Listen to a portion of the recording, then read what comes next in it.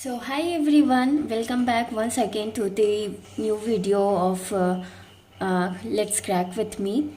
So here I am discussing the general awareness part of FCI AGM 2021 and it's all the question of 2020. So I have selected the 10 foremost question of general awareness and I am going to discuss it now with you all. So let's get started. So the first question is the largest component of national income in India. Largest component national income India में कौन सा है? अब देखो हमारे पास इसके लिए चार ऑप्शन रहेंगे ऑलरेडी, लेकिन अब हमें ये पता रखना है कि इसमें से लार्जेस्ट सेक्टर आखिर कौन सा हो सकता है. लाइक इंडस्ट्रियल सेक्टर हमारे सेकेंडरी सेक्टर में आता है, ठीक है. Agriculture as we all know primary sector में आता है and the service sector tertiary sector में आता है. एंड नाउ टर्शियरी सेक्टर वो एक ऐसा सेक्टर है जहाँ से हमारी गुड्स एंड ऑल दैट सब ये सब हमारे परचेज से लेके मैन्युफैक्चर से लेके सब कुछ इधर में होता है. मतलब जितने भी सेलिंग टाइप के जो चीज़ रहते हैं ना वो टर्शियरी सेक्टर में आते हैं. तो सर्विस सेक्टर सबसे ज़्यादा प्रोवाइड टर्शियरी सेक्टर में होता है. तो इस अकॉर्डिंग सर्विस सेक्टर हमारा लार्जेस्ट कंपोनेंट है नेशनल इनकम के लिए इंडिया में.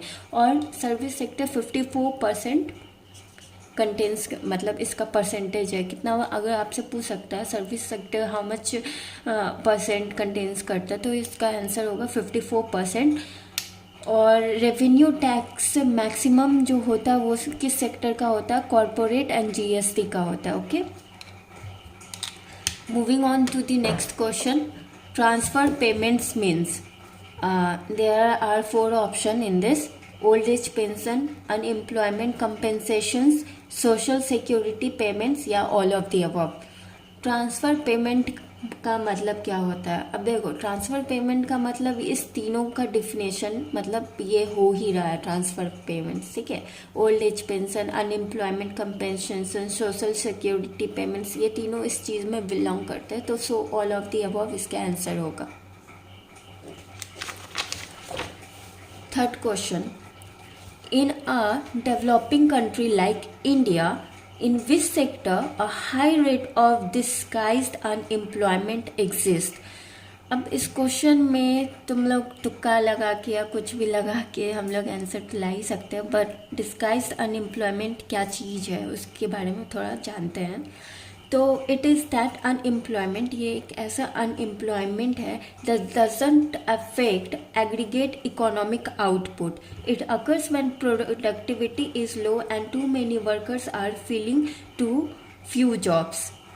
कि ऐसा डिस्गाइज अनएम्प्लॉयमेंट है, कितना भी कुछ हो जाए ना उस पर इफ़ेक्ट नहीं आने वाला है. मतलब एग्रीगेट इकोनॉमिक उसका आउटपुट समान ही रहेगा. अगर कुछ लोग उसमें से हट रहे या जुड़ भी रहे हैं, उसका जो एग्रीगेट इकोनॉमिक चीज़ है डिस्गाइज अनएम्प्लॉयमेंट में सेम रहेगा. It occurs when productivity is low, जब प्रोडक्टिविटी हमारा लो रहता है and too many workers are feeling too few jobs, ठीक है. और डिस्गाइज्ड अनएम्प्लॉयमेंट ये एग्रीकल्चर सेक्टर का पार्ट है. देखो एग्रीकल्चर सेक्टर में डिस्गाइज अनएम्प्लॉयमेंट और सीजनल अनएम्प्लॉयमेंट दो ऐसे अनएम्प्लॉयमेंट आते हैं एग्रीकल्चर सेक्टर में.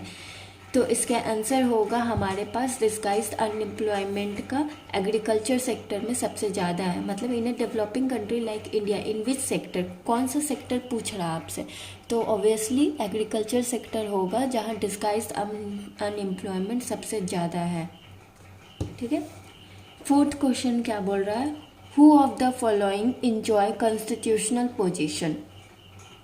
अब देखो इसका ऑप्शन है हमारे पास finance commission, national development council, election commission या प्लानिंग कमीशन, ठीक है.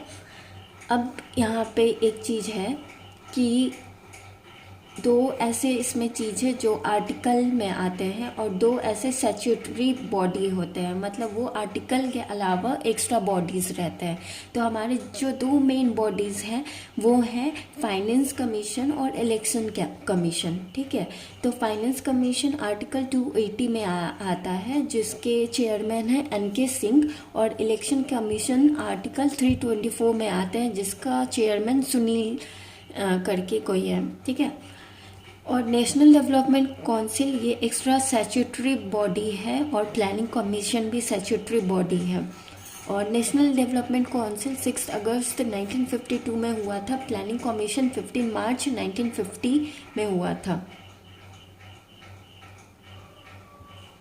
तो इसका answer who of the following enjoy constitutional position. Obviously जो हमारा मेन बॉडीज है वो एंजॉय कर पाएंगे कॉन्स्टिट्यूशनल पोजीशंस को अपने, तो फाइनेंस कमीशन और इलेक्शन कमीशन इसका आंसर्स होंगे।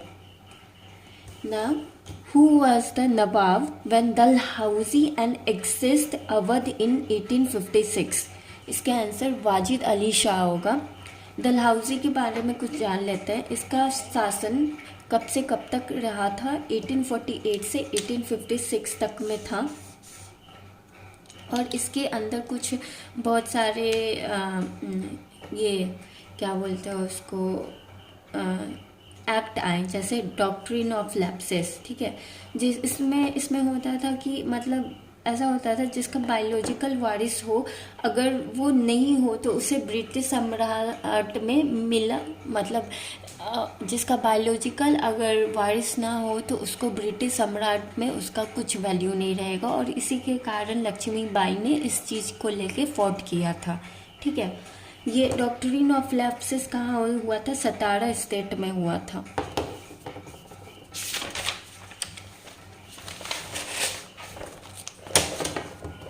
और एक और था इसमें पोस्टल सर्विस आया था, मतलब पोस्ट ऑफिस वाला सर्विस भी इसी में आया था, डॉक्ट्रिन डलहौजी में, जिसमें कि ऊट्स एजुकेशन डिस्पैच के नाम से कुछ जाना जाता है। Next 7th question, name the Pakistan PM who sign the Shimla agreement in 1972। तो इसका आंसर जुल्फ़िकार अली भुट्टो होगा। नाउ LOC आप लोग जानते होंगे, लाइन ऑफ कंट्रोल होता है, और इसके 4 टाइप्स होते हैं, Indian army, Indian air force, Indian navy और उलार लेक। उलार लेक इंडियन नेवी से ही बिलोंग करता है। तो LOC इस 3 चीज़ों में पाया जाता है, मतलब होता है इंडियन आर्मी में, इंडियन एयरफोर्स में, इंडियन नेवी में, लाइन ऑफ कंट्रोल इस तीनों में होता है। और इसका आंसर जुल्फ़िकार अली भुट्टो होगा। Delhi gets winter rainfall due to. Delhi gets winter rainfall due to. Options are southwest monsoon, northeast monsoon, conventional rain या western disturbance. Now south west monsoon हमारा समर में आता है, ओके। ये ऐसे नीचे से ऊपर के ओर रहेगा।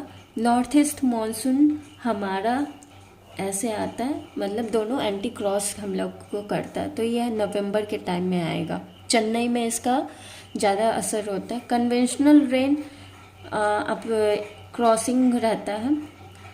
और वेस्टर्न डिस्टर्बेंस एक रहता है, रबी क्रॉप्स के लिए हमें वेस्टर्न डिस्टर्बेंस आता है। और ये हिमालय काउज ऑफ रेनफॉल होता है। वेस्टर्न डिस्टर्बेंस हिमालय के कारण ही वेस्टर्न डिस्टर्बेंस आता है। तो इसका आंसर वेस्टर्न डिस्टर्बेंस होगा, मतलब Delhi gets winter rainfall due to western disturbance. Question is the chemical use for cloud seedling for artificial rain. Artificial rain के लिए कौन सा केमिकल हम लोग यूज़ करते हैं?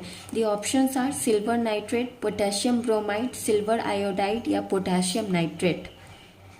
सिल्वर नाइट्रेट मिरर के लिए यूज़ होता है voting ink. Potassium bromide, silver iodide हमारा आंसर होगा। और पोटेशियम नाइट्रेट KNO3 होता है, जो कि एक्सप्लोसिव रिएजेंट होता है। So the answer is silver iodide, okay.